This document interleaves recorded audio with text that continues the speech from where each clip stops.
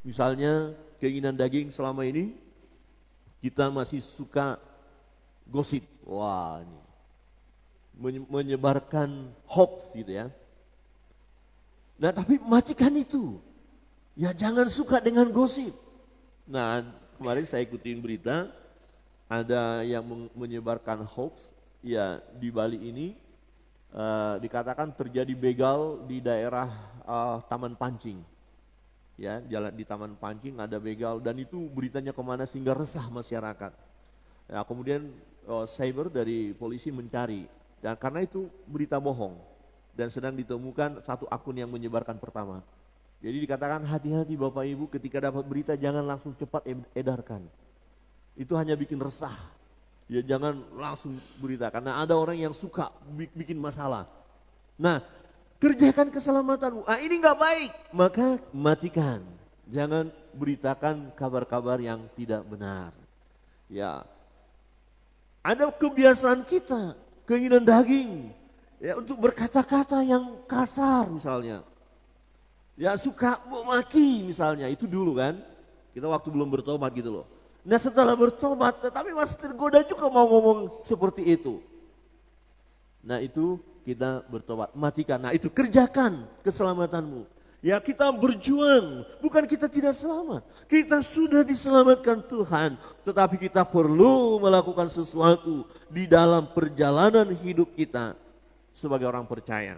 Nah Rasul Paulus setelah dia bertobat, percaya Yesus, ya dia berkata hidupku bukan aku lagi melainkan Kristus yang hidup di dalamku. Dan dia juga berkata bahwa kalau aku hidup maka hidup adalah menghasilkan buah. Jadi dapat dikatakan bahwa kerjakan keselamatanmu adalah ya mengerjakan keselamatan dapat diartikan bahwa hidup kita ini adalah hidup yang berbuah lebat dan manis. Amin. Sudahkah kita berbuah lebat dan manis? Sudahkah orang lain dapat menikmati kehidupan kita? Ya artinya apakah kita sudah menjadi berkat bagi banyak orang? Ya. Nah, tidak serta-merta oh saya percaya Yesus langsung berbuah banyak, lebat dan manis, belum. Ini membutuhkan waktu, proses. Dan untuk menjadi berbuah lebat dan manis, nah itu tergantung mau enggak kita mengerjakannya. Maukah kita diubahkan oleh Tuhan? Apa yang harus kita lakukan sebagai pribadi yang mengerjakan keselamatan kita? Jadi kita sudah selamat karena kita percaya Yesus. Keselamatan itu anugerah. Tetapi sebagai orang percaya, orang yang sudah diselamatkan, orang Kristen, tidak cukup hanya berkata saya orang Kristen tapi tidak berbuat apa-apa. Harus ada pembaharuan dalam hidup kita. Amin. Harus ada perubahan dalam hidup kita. Karakter lama, manusia lama harus diubahkan dan kita mengenakan karakter manusia baru, hidup yang baru. Ya, amin. Sudah berubah? Coba lihat kiri kanan dan senyum sedikit. Sudah berubah? Beli, sudah berubah beli? Bo, sudah berubah? Halo? Lagi proses, amin. Katanya berubah tadi Bapak itu marah-marah. Katanya nggak boleh marah-marah. Ya. Bu Pendeta tadi pagi berkata begini. Ya, saya senang lihat suami yang tidak marah-marah katanya. Saya bilang, apakah saya marah-marah? Saya pikir saya nggak marah-marah. Hanya suara agak keras saja. Sama saja. Ya terus saya bilang, ya ngegas gitu loh, ngegas. Jadi terlalu sekarang istilah ngegas itu keren ya. Hampir di setiap rumah ada gas, gas 1, gas 2, gas 3 nggak tahu. Ya jangan ngegas, aku nggak ngegas, cuma suara saya keras. Ya sama aja. Ya. Di rumah Bapak Ibu tidak ada ya? Tidak ada yang ngaku ya? Tidak marah, cuma agak keras intonasinya. Terus anak-anak lihat, papa, mama kok bertengkar? Enggak, ini diskusi kelas tingkat tinggi. Jadi harus ada perubahan. Ya, saya bilang, Saya nggak marah, Mam. Cuma suara agak keras saja. Coba lihat, kan tetap senyum. Saudara bisa nggak senyum tapi sambil marah? Susah ya. Enggak, saya nggak marah. Kelihatan marah kok. Oh, tidak ada seseorang yang tadi yang marah kemudian otomatis tidak akan pernah marah. Tidak.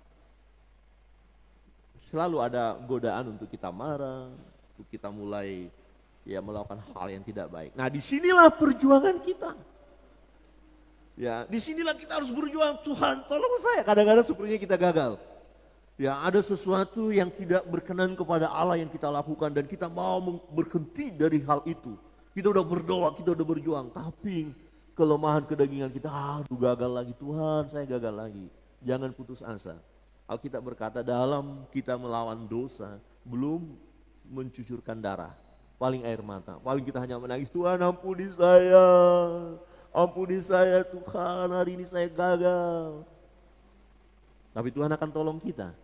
Ya, Tuhan akan kemudian mengangkat kita dari keterpurukan itu. Nah, ini maksudnya proses diubahkan. Nah, untuk itu ketika kita mengerjakan keselamatan kita, apa yang harus kita lakukan? Yang pertama, mengerjakan segala sesuatu dengan murni, tidak bersungut-sungut, tidak berbantah-bantah, tidak protes ya. Jadi apa yang harus kita lakukan, mari kita lakukan dengan sukacita. Kita lakukan dengan sungguh-sungguh. Nah, di ayat 14 berkata begini. Lakukanlah segala sesuatu dengan tidak bersungut-sungut dan berbantah-bantah. Supaya kamu tidak beraib dan tiada bernoda sebagai anak-anak Allah yang tidak bercela di tengah-tengah angkatan yang bengkok hatinya dan yang sesat ini. Sehingga kamu bercahaya di antara mereka seperti bintang-bintang di dunia.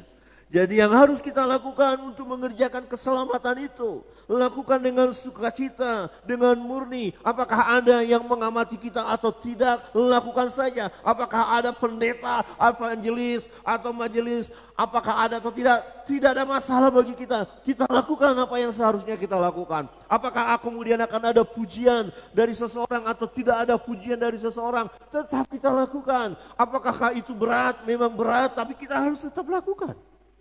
Murni, tidak dengan bersungut-sungut, tidak dengan berbantah-bantah. Artinya segala sesuatu yang kita lakukan dengan sungguh-sungguh. Dari kesadaran kita, memang ini harus kita lakukan. Misalnya kita diberikan talenta oleh Tuhan, diberikan karunia oleh Tuhan, lakukan itu. Kerjakan keselamatanmu. Apa yang Tuhan percayakan kepada kita, lakukan. Kerjakan selagi masih ada waktu. Ya. Di bagian lain dikatakan, kalau seseorang dikaruniakan untuk melayani, melayanilah dengan sukacita. Layani sesama, layani orang lain. Jadi waktu kita terlibat dalam pelayanan, melayani tanpa berbantah-bantah, tanpa bersungut-sungut. Walaupun ketika kita melayani, ada saja tantangan yang kita hadapi. Ada saja orang yang tidak senang dengan kita. Ada saja kata-kata yang kurang baik kita dengar. Tapi layani dengan murni. Tanpa berbantah-bantah. Jangan bersungut-sungut. Aku kerjakan. Karena memang ini harus aku kerjakan. Firman Tuhan katakan, melayani dengan sungguh-sungguh. Ketika kita diberikan karunia oleh Tuhan. Bahwa kita membantu orang lain. Ada seseorang yang diberikan suka membantu, dia akan segera turun tangan. Ya, dia tanpa pamrih akan membantu. Nah, ketika kita membantu orang lain, bantulah dengan sukacita. Bantulah ya tanpa bersungut-sungut, tanpa minta imbalan. Lakukan. Jadi ada yang kayak kau aja udah benar. Kamu gak boleh lakukan itu. Alah udah, ini urusan saya, bukan urusanmu. Urus aja urusanmu. Pernah mengalami seperti itu, kemudian setelah digituin, mati deh saya. Daripada nasihati dia lebih baik biarin aja. Tidak, kalau memang Tuhan kasih karunia nasihati, walaupun akhirnya dibenci. Dan siap untuk dibenci, amin. Amin. Yang benar ini susah.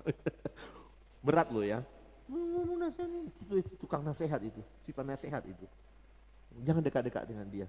Sikit-sikit kamu salah, sikit-sikit itu, sikit-sikit. Tapi tidak ada masalah. Jangan terganggu. Karena kita tahu itu benar, lakukan, kerjakan keselamatanmu. Itu baik, Tuhan kasih kepada kita karunia untuk menasihati. Nasihati, kalau didengar puji Tuhan, kalau tidak dengar pun gak masalah, tugas kita udah selesai. Nah ketika dia mengalami kehancuran itu bukan urusan kita lagi. Kan sudah saya beritahu, kenapa Anda tidak mau bertobat? Kenapa Anda tidak mau berubah? Kenapa Anda tidak mau menghentikan perbuatan itu? Kenapa masih terus? Nah akhirnya ini yang kamu alami, ya itu urusanmu. Urusan saya sudah selesai. Tapi kalau kita tidak menasehati, kita tahu sesuatu yang salah, maka kita dituntut pertanggungjawaban kita. Ada orang yang diberi karunia untuk memberi tumpangan. Dia suka menolong orang lain, kesusahan padahal dia nggak punya apa-apa, tapi berjuang ingin memberikan kepada orang yang sedang membutuhkan. Lakukan tanpa berbantah-bantah. Ya, pokoknya kita lakukan ikhlas. Ini saya sudah berikan. Ya, memberikan persembahan. Ya, datang kepada Allah memberikan persembahan, tidak berbantah-bantah. Alkitab berkata memberikan dengan sukacita tanpa paksaan. Ada firman Tuhan. Ya. Amin. Jadi aduh ke gereja lagi, ke gereja nanti ada persembahan lagi. Ini gereja Sinam itu banyak sekali persembahan ini, persembahan itu. Coba lihat tadi doanya tadi. Banyak sekali, Tuhan persembahan ini. Lebih banyak dari situ pun kita siap beri. Kalau memang Tuhan sudah beri pada kita, apa susahnya? Amin. Memberikan sesuatu, sebagian daripada apa yang telah Tuhan berikan kepada kita, tidak ada masalah. Ya, maka ada orang berkata begini, kita perlu memiliki iman supaya kita mempersembahkan persembahan yang baik. Yang besar, kenapa besar kita nggak punya? Ya, waktu kita punya keyakinan, saya mau dipakai Tuhan mempersembahkan persembahan yang nilainya besar. Nah, dari mana kita dapat memberikan persembahan yang besar? Kalau Tuhan nggak berkati kita. Nah, berarti Tuhan akan berkati kita dengan berkat yang besar, maka kita bisa menjadi saluran berkat. Amin. Jadi jangan takut berdoa, Tuhan pakai kami sebagai saluran berkat. Maka Tuhan akan memberkati kita, karena supaya ada yang kita salurkan. Jadi jangan takut berdoa seperti itu. Amin. Amin. Coba lihat kiri kanan dan katakan menjadi saluran berkat. Menjadi saluran berkat. Apa yang menjadi disalurkan nanti Tuhan kasih. Ya, Tuhan saya mau menjadi saluran berkat. Nah, lakukan dengan sukacita, tanpa berbantah-bantah. Ya, kemudian memberikan sedekah misalnya. Memberikan sedekah dengan senang, dengan suka hati, tidak berbantah-bantah, tidak bersungut-sungut. Ada orang sudah bantuan, ini lagi, udah dikasih. Itu persembahan itu, bantuan itu rasanya sedih ya. Jangan pernah kita membantu orang lain kemudian kita omongin, ini udah ini saya bantu kamu ini. Apa lebih nggak usah bantu deh. Setuju ya? Jadi kalau nanti ada orang bantu kita, tolong jangan berbantah-bantah, jangan gitu juga ya. Tapi dari sisi kita, jangan kita udah bantu nanti seluruh dunia tahu bahwa kita yang bantu dia. Nggak perlu, biarlah Tuhan aja yang tahu. Coba lihat kiri kanan dan katakan, kalau kita membantu orang lain, biarlah Tuhan saja yang tahu. Amin. Coba katakan kiri kanan, biar Tuhan yang tahu. Nggak perlu kita umumkan di Facebook ya. Halo dunia, dia berhasil karena saya bantu loh. Bantuan saya ini. Ya ampun. Nanti dikembalikan bantuan kita lagi. Saudara yang terkasih dalam Tuhan, beri dengan sukacita. Enggak usah ungkit-ungkit, enggak usah protes, karena memang kita berikan dengan benar. Ya, lakukan, kerjakan keselamatanmu, mengasihi orang lain. Ya, tanpa embel-embel. Oh dia mengasihi saya mengasihi dia. Kalau hanya itu yang kita lakukan, orang yang tidak percaya Yesus pun lakukan itu. Oh dia melakukan hal yang tidak baik kepada saya. Apakah saya harus mengasihi dia? Iya, kasihi dia. Doakan dia. Berikan berkat bagi dia. Wow, keren. Ini mengerjakan keselamatan. Jangan ada kebencian kepada dia. Jangan ada sakit hati kepada dia. Ampuni dia. Kerjakan keselamatan. Kita kerjakan dengan sungguh-sungguh. Tidak bersungut-sungut. Tidak berbantah-bantah. Tidak protes. Nah misalnya berbuat baik. Ingat, berbuat baik bukan untuk keselamatan kita. Tapi kita orang yang sudah diberi keselamatan oleh Tuhan, berbuat baiklah. Berbuat baik tanpa pamrih. Saudara yang terkasih dalam Tuhan. Nah ini semua kita lakukan dengan penuh sukacita. Kita lakukan dengan sungguh-sungguh. Tidak dengan berbantah-bantah. Ini yang saya katakan, lakukan dengan murni. Lakukan dengan tulus. Apapun yang saudara lakukan, janganlah mengeluh dan berbantah-bantah. Ini terjemahan lain. Supaya tidak seorang pun dapat menyalahkan saudara sebagai anak-anak Allah di dalam dunia gelap yang penuh dengan manusia yang jahat dan keras kepala. Saudara harus hidup suci, bersinarlah di antara mereka seperti mercusuar. Jadi kita melakukan segala sesuatu, kerjakan keselamatan tadi, ini seperti lilin di tengah kegelapan. Terang, karena kita lakukan dengan murni, sehingga orang lain dapat melihat. Kita adalah surat Kristus yang terlihat, yang dibaca oleh banyak orang. Yang kedua, apa yang harus kita lakukan ketika kita mengerjakan pekerjaan itu? Kita lakukan dengan tetap berpegang pada firman kehidupan. Di ayat 16 firman Tuhan berbunyi demikian. Sambil berpegang pada firman kehidupan, agar aku dapat bermegah pada hari Kristus, bahwa aku tidak percuma berlomba dan tidak percuma bersusah-susah. Sambil berpegang pada firman kehidupan. Jadi kita berpatokan kepada firman Allah. Apa yang kita lakukan, apa yang kita buat, ya patokannya firman Allah. Kembali kepada Alkitab dan waktu kita lakukan sesuai dengan firman Allah, maka yang kita lakukan itu tidak sia-sia. Digambarkan oleh Rasul Paulus seperti dia sedang berlomba. Dia bersusah-susah lakukan itu semua. Dia berjuang melakukan itu semua. Dan dia pada akhirnya akan bermegah pada hari Kristus. Pada hari ketika Yesus datang kedua kali. Pada hari di mana dibacakan nama-nama yang tercatat dalam kitab kehidupan. Namanya pun dibaca dan ada pahala. Ada pahala ketika kita melakukan segala sesuatu yang bernilai abadi saat ini. Pada akhirnya di hari Kristus itu, di pengadilan, ketika nama kita dipanggil dan diberikan upah, diberikan berkat, diberikan hadiah, diberikan mahkota, kita pun mendapatkannya. Jadi berpeganglah pada firman kehidupan. Ya, di mana Alkitab berbicara bahwa yang kita lakukan yang sesuai dengan firman Allah tidak sia-sia, ada upahnya. Amin. Ya, ada upah ketika kita mengerjakan keselamatan kita. Tidak sia-sia kita menolong orang lain. Tidak sia-sia kita rajin beribadah. Tidak sia-sia kita memuji Tuhan. Tidak sia-sia kita membaca kitab suci. Tidak sia-sia kita memberikan waktu kita untuk pekerjaan Tuhan. Ya, karena ada sesuatu yang harus kita layani. Semestinya secara daging berkata, udah istirahat saja, kamu kan baru pulang kerja. Ya, persekutuan tidur saja. Tetapi kita tahu kebenaran, tidak.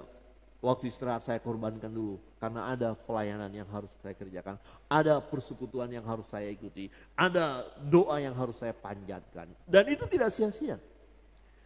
Nah, Rasul Paulus berkata kan ada upah, ada berkat yang akan kita terima. Jadi maka kita harus semakin giat mengerjakan keselamatan kita, giat melayani Tuhan, giat melakukan hidup yang benar, giat mengerjakan segala sesuatu yang sesuai dengan firman Allah, dan giat juga mematikan keinginan-keinginan daging itu. Jadi jangan hanya kita berkata saya orang Kristen tapi tidak berbuat apa-apa.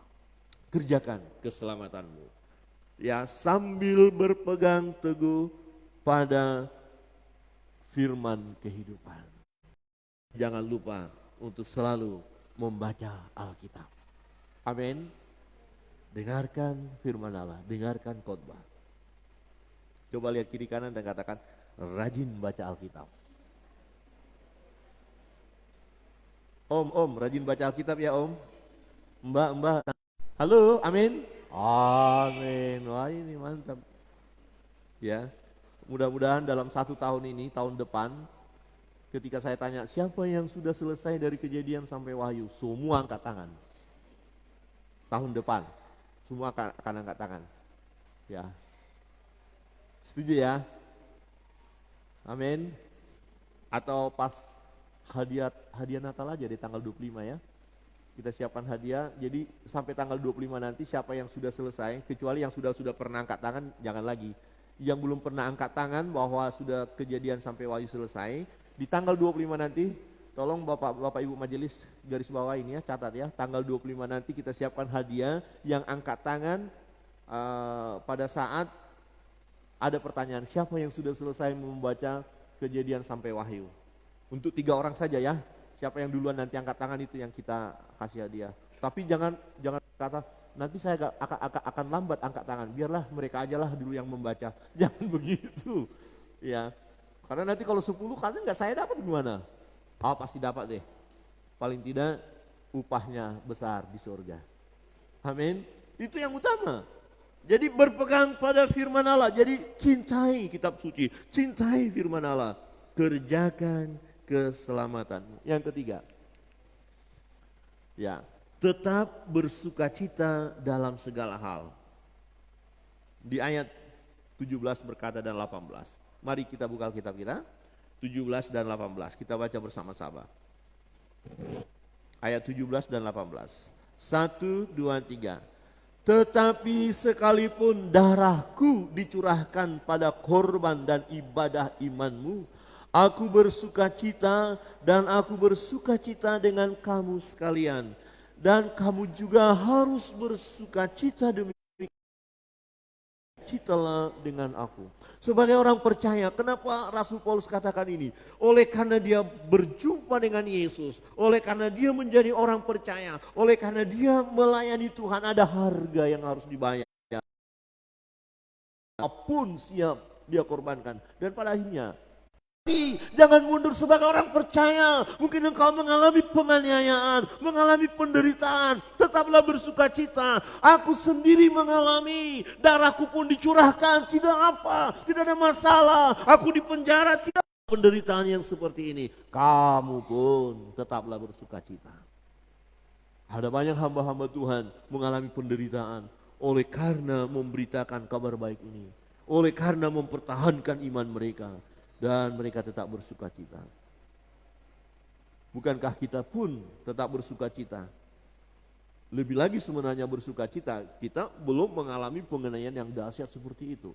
Tapi sekalipun kita harus mengalami penderitaan atau penganiayaan, kita harus tetap bersukacita. Karena kita tahu yang kita lakukan itu bernilai abadi, keselamatan. Kita bukan mengerjakan itu supaya selamat, tidak. Kita sudah selamat. Bahkan bagian lain firman Tuhan katakan, kepadamu dikaruniakan juga karunia untuk menderita. Bukan hanya karunia untuk menikmati berkat-berkat. Itu bagus. Kita bersukacita ketika diberkati dengan berkat-berkat yang berkelimpahan. Tetapi ketika Tuhan izinkan oleh karena mempertahankan iman kita, kita harus menderita. Untuk itu pun kita harus siap. Amin. Amin. Coba lihat kiri kanan dan katakan, siap menderita. Ada harga yang harus dibayar. Jadi kalau ada orang Kristen santai-santai saja tidak ada harga yang harus dibayar, itu aduh, belum mengerjakan keselamatannya. Ya. Ada harga. Ya, melihat orang lain yang susah, kita nggak bisa diam. Paling tidak kita berdoa, ada harga yang harus dibayar. Waktu kita untuk mendoakannya, memikirkannya, membawanya kepada Tuhan. Ketika kita lihat ada orang yang harus kita bisa bantu, kita bergerak, kita membantu, ada harga yang harus dibayar. Ketika kita berada di tengah-tengah situasi lingkungan di mana orang-orang kita tinggal di situ tidak suka dengan kekristenan misalnya, kita ada di situ, kita pun harus rela menerima kenyataan itu. Mungkin ada orang mencaci maki kita. Tadi Bu Pendeta ingatkan waktu pelayanan di satu daerah di Jawa, waktu mahasiswa bawa gitar ke pelayanan. Orang ketika Ibu Pendeta lewat, orang langsung tutup rumahnya bersama. Orang Kristen itu lewat, buar, ditutup pintu. Ya, tetapi Ibu Pendeta tetap ya ketika masih ketemu, pagi Mbak, pagi Bu, tetap dilakukan. Tapi pintu pak, gitu nggak suka. Itu nggak gampang loh menerima kenyataan itu. Tapi itu pun harus kita lewati dengan sukacita. Amin. Apa yang sudah bisa yang kita korbankan dalam pekerjaan Tuhan? Mungkin belum seberapa. Jika dibandingkan kita lihat mereka yang memang ya diutus langsung ya ke tempat atau ke ladang yang sedemikian dahsyatnya. Bagi kita sebagai anak-anak Tuhan, orang percaya, di tempat kita sekarang ini sangat-sangat menyukakan hati, ya, tidak terlalu berat penderitaan kita. Tetapi sekalipun sewaktu-waktu Bapak Ibu Saudara ditempatkan Tuhan di tempat yang tidak nyaman, tetaplah di situ mempertahankan iman kita. Walaupun ya di situ kita harus mengalami ya tindakan-tindakan yang tidak menyukakan secara manusia. Tetapi kita mau tetap berkata, aku bersukacita sebagai orang percaya dan aku harus kerjakan keselamatan ini. Amin. Bersukacitalah.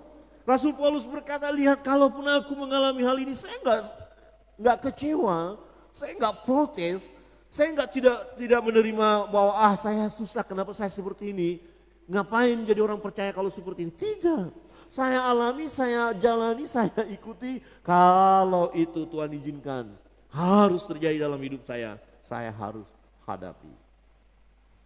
Dan itu yang perlu dalam hidup kita. Sebagai orang-orang yang mengerjakan keselamatan, harus kita kerjakan semua dengan sukacita. Amin. Pelayanan kita lakukan dengan sukacita. Di tempat pekerjaan sebagai orang percaya kita tunjukkan bahwa kita orang percaya. Mungkin ada tekanan-tekanan, tidak apa-apa. Jangan membuat kita kehilangan sukacita.